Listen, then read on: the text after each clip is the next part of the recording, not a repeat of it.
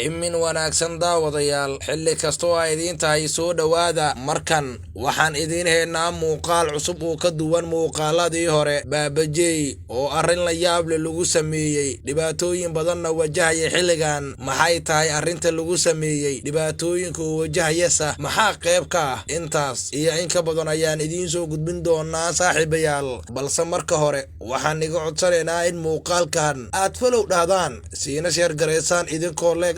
si muuqaalku u gaaro saaxiibo badan haddii aan nagala socoto dhinaca youtubena waxaan kugu xismeynaynaa in janaalka sabskraib aa dhaato gambaleelkana aa furato si ay kugu soo dhacaan muuqaalada aan iyaguna halkaasi ku baahino waa hagaag saacadihii lasoo dhaafay baraha bulshada waxaa si weyn u qabsaday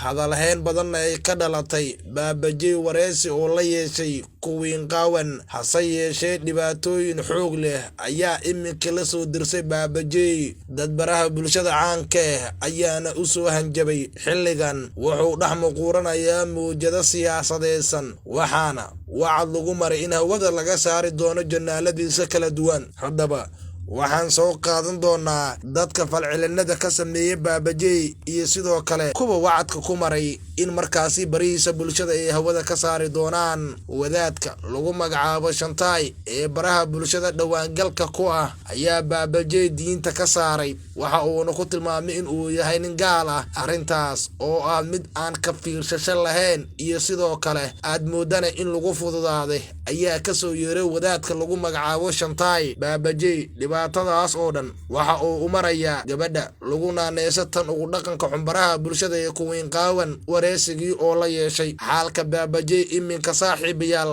ma ahan mid caga badan ku taagan waxa uuna qaati ka taagan yahay weerarada baraha bulshada kaga imaanaya iminkasa wuxuu isku qalqaalinayaa amba saaxiibadiisa ka codsanayaa in barihiisa bulshada aan laga soo weerarin maadaama uu sheegay in dhowr jeer hore loo weeraray barihiisa bulshada taasi oo keentay in baabajey caqabad weyn ay ku noqoto markan